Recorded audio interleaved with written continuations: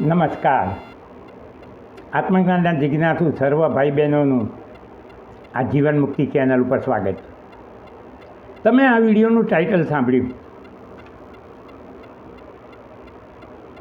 કે નાના ભ્રમને કાઢવા માટે એક મોટો ભ્રમ આપણે એટલે કે આપણા શાસ્ત્રોએ કર્યો છે, અને એ છે મોક્ષ. આવું શોકિંગ સ્ટેટમેન્ટ હું કરું છું એટલે તમે જો આત્મજ્ઞાનના જિજ્ઞાસુઓ હોવ, સાચી વાત જાણવાને ઇંતજાર રાખતા હો, તો ધીરજપૂર્વક આ વિડીયો આખો સાંભળજો. અને અંતે પ્રશ્ન થાય તો હિંમત રાખીને મને પ્રશ્ન કરવાની હિંમત તો કરજો. ચૂપચાપ સ્કીપ કરીને ના જતા રહેતા.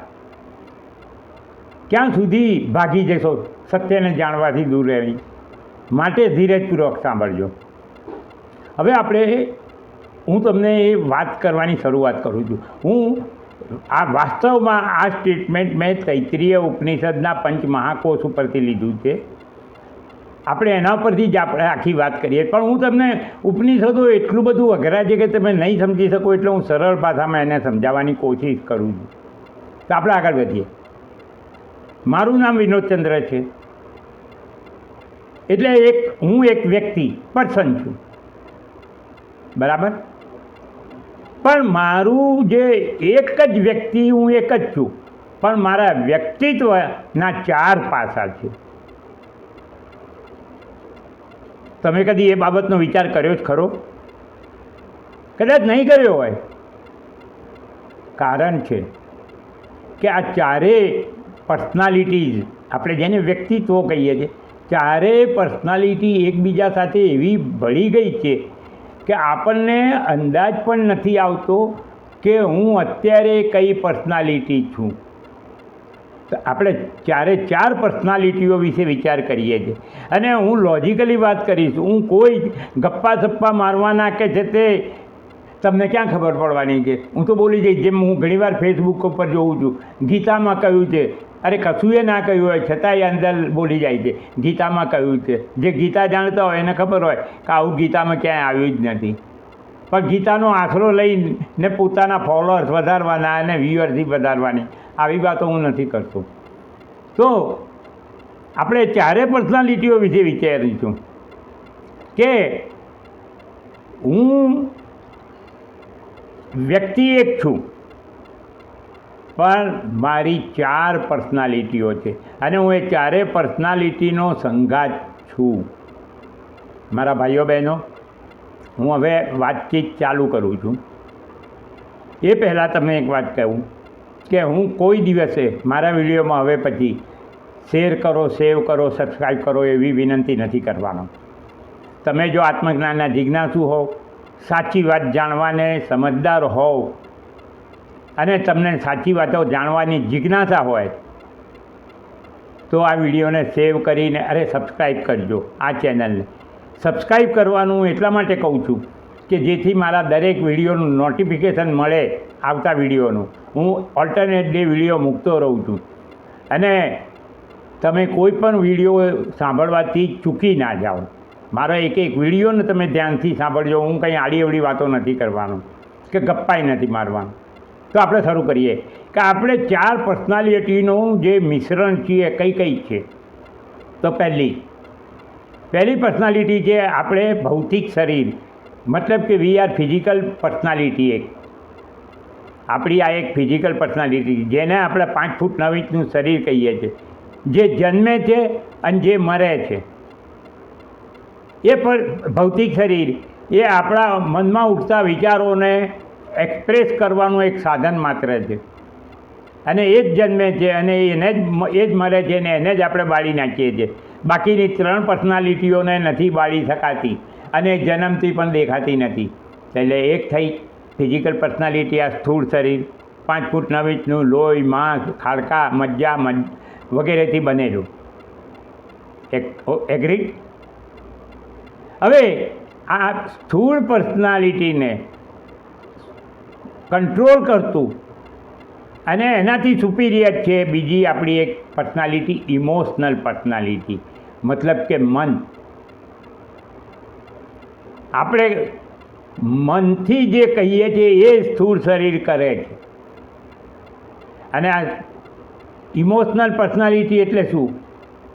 આપણી લાગણીઓ, ભાવનાઓ, રાગ દ્વેષ, કામ, ક્રોધ, લોભ વગેરે જેટલા બી આપણે અનુભવો કરીએ છીએ એ બધા ઇમોશનલ છે. આપણે લાગણીઓનો વ્યવહારો કરીએ છીએ, કામ ઈચ્છાઓ કરીએ છીએ, ક્રોધ કરીએ છીએ, કેટલીક વખતે શાંત પણ રહીએ છીએ. એ બધું આપણી ઇમોશનલ પર્સનાલિટી છે, માનસિક. હવે એનાથી સુપીરિયર કે જે મનને કંટ્રોલ કરે છે અને મન જેનાથી દોરાય છે એ છે બૌદ્ધિક વ્યક્તિત્વ, એટલે કે ઇન્ટેલેક્ચ્યુઅલ પર્સનાલિટી. બૌદ્ધિક, આ બૌદ્ધિક જે છે પર્સનાલિટી એ આત્માની સૌથી નજીક છે. અને બુદ્ધિ જે રીતે કે એ પ્રમાણે મન કામ કરે છે. બુદ્ધિ એટલે શું?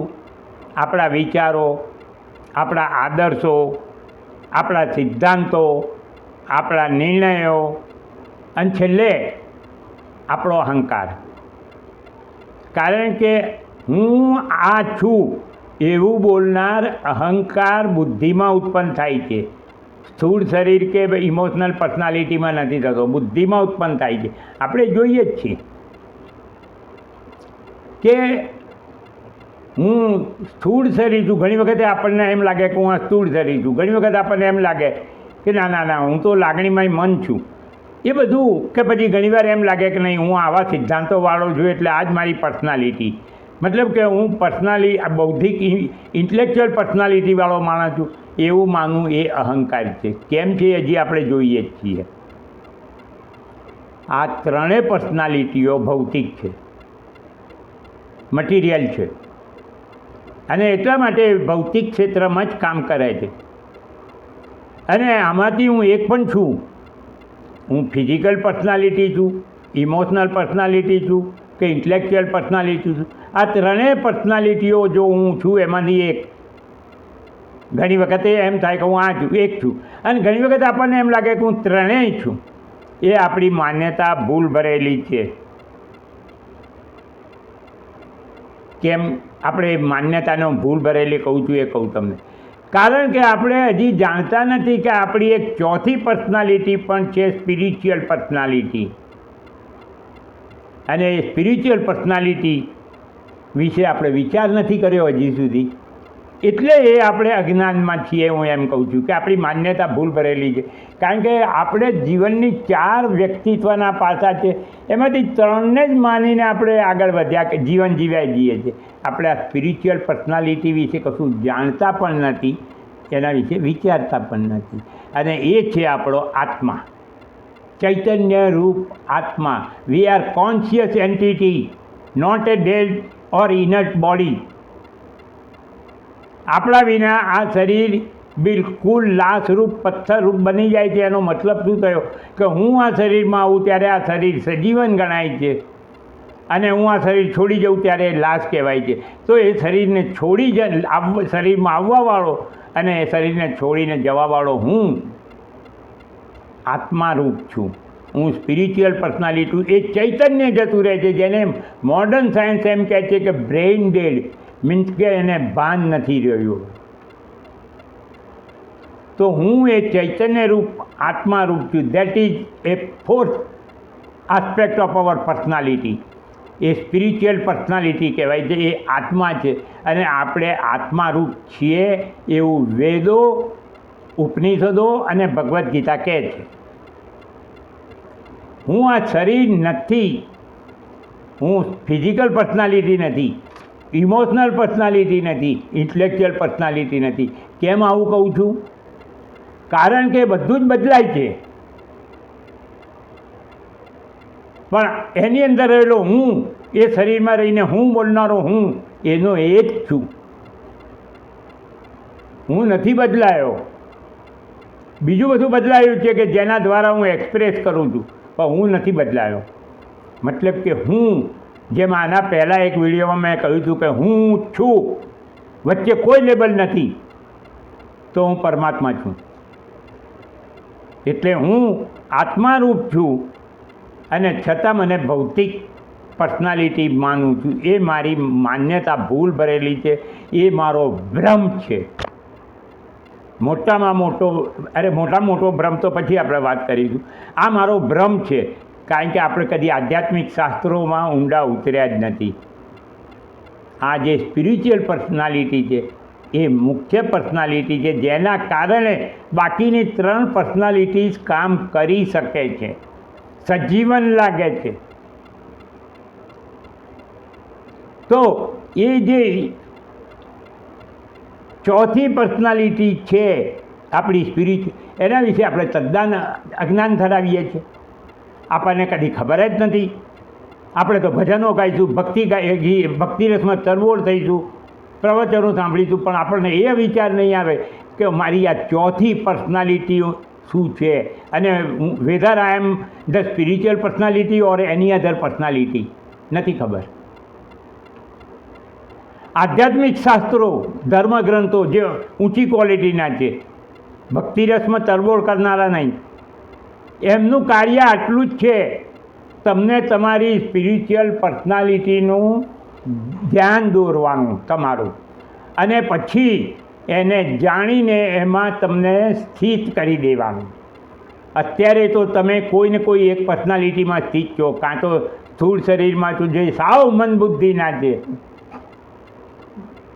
મજૂર વર્ગ કહેવાય કે જેમને ખાલી મજૂરી 24 કલાક કરવાય, કાં તો પૈસાની પાછળ એકદમ પાગલ થઈ ચૂક્યા છે, નીતિમત્તા એક બાજુ મૂકીને. એવા લોકો તો પોતાની જાતને સ્થૂળ પર્સનાલિટી જ માને છે, મતલબ કે હું એટલે આ શરીર. એમને લાગણીઓ નહીં અસર નથી થતી ને બુદ્ધિના વિચારો તો આવતા જ નથી. કોઈ ગોખાવે એટલું ગોખી લીધું એટલે બસ. પણ આપણે ચોથી પર્સનાલિટી વિશે વિચારીએ છીએ, જે આત્મજ્ઞાન માટે આગળ વધ્યા, જે બુદ્ધિમાં જેમની બુદ્ધિ તીવ્ર છે, જેમને જિજ્ઞાસા છે, એ લોકો સ્પિરિચ્યુઅલ પર્સનાલિટીની શોધ કરે છે. અને આધ્યાત્મિક શાસ્ત્રોનું કામ એ જ છે કે તમને સ્પિરિચ્યુઅલ પર્સનાલિટીનું જ્ઞાન આપે. તો આપણે જોઈ લીધું કે અત્યાર સુધી આપણે કયું જીવન જીવીએ છીએ કે 3, હું either I M physical personality or emotional personality or intellectual personality, 3 છું. ચોથું છું એવું ખ્યાલ જ નથી. પણ એ 3 ભૌતિક છે, અને અહંકાર બુદ્ધિમાં ઉત્પન્ન થાય, કારણ કે બુદ્ધિમાં નક્કી થાય છે કે હું આ છું. આવું શાસ્ત્રો કહે છે, હું એ તમને સમજાવું છું લોજિકલી. તો એ અહંકારને ખબર જ નથી બિચારાને કે મારું વાસ્તવિક સ્વરૂપ શું છે. અહંકાર પણ વાસ્તવમાં પોતાનું વાસ્તવિક આત્મરૂપ જાણવા માગે છે. કોઈને અશાંતિ ગમતી નથી. ગમે તેવો અહંકારી, જુઠ્ઠો, લુચ્ચો, બદમાશ માણસ હશે, એને પણ શાંતિ ને સુખ જોઈએ છે. પણ એ આ આકર્ષક માયાજાળમાંથી છૂટી શકતો નથી. આ જે ફિઝિકલ મટીરિયલ જગત છે એની જે આ માયાજાળ છે, અને માયાજાળ કેમ કહું છું, કારણ કે અનિશ્ચિત, અસ્થિર, ક્ષણભંગુર છે. એ જે પોતે જ અનિશ્ચિત, અસ્થાયી, ક્ષણભંગુર, વિનાશી છે, એ તમને કેવી રીતે પરમનન્ટ, નિત્ય, કાયમી, પૂર્ણ અને અખંડ સુખ શાંતિ આપશે? અહંકાર એ શોધે છે, પણ એને આકર્ષક માયાજાળમાંથી છૂટી નથી શકતો. તો કોણ બંધાયું છે ભૌતિક જગતથી? અહંકાર બંધાયો છે.